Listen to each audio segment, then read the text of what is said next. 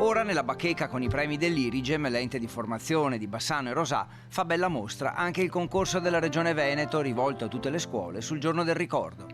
Dove comincia e dove finisce l'Italia? Se c'è una cosa che ho capito... Un'occasione per riflettere sulla complessa vicenda delle foibe dell'esodo istriano, fiumano e dalmata. Un concorso intitolato Foibe ed esodo giuliano-dalmata, storia e memoria del 10 febbraio, ben interpretato dagli studenti dell'Irigem e dai loro insegnanti. All'inizio del secolo scorso, croati, sloveni e italiani convivevano sotto il segno dell'aquila asburgica.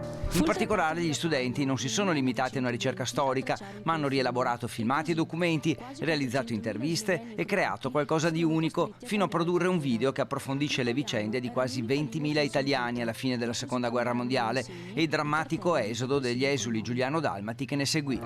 Via italiani, via! Non erano più i benvenuti. Fu un esodo dalle dimensioni bibliche. Chi poté raccolse le sue cose e, da profugo, partì per l'Italia.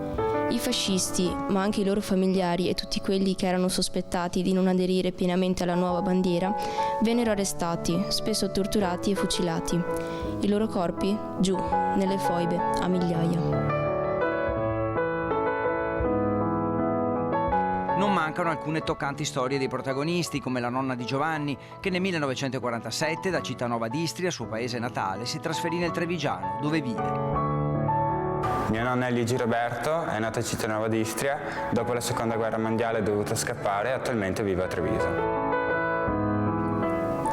Già, questa mia terra, che ho pianto e rimpianto perché il destino mi ha allontanato da lei. Esuli troppo spesso dimenticati, come il volto della nonna di Giovanni. La sua famiglia, solida e benestante, aveva cercato di rimanere equidistante dalle posizioni della guerra. Lo stesso atteggiamento degli studenti dell'Irigem, che senza parteggiare per qualcuno hanno reinterpretato ciò che hanno raccolto.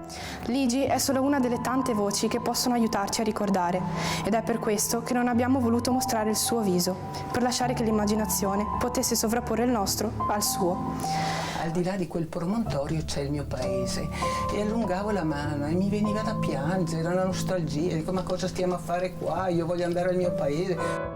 Cittànova è un paese bellissimo, sul mare.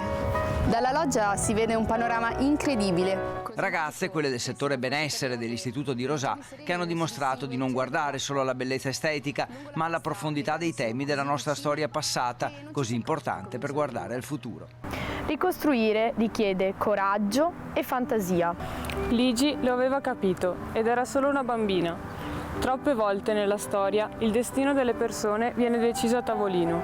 Sarebbero arrivati giorni duri, lei lo sapeva.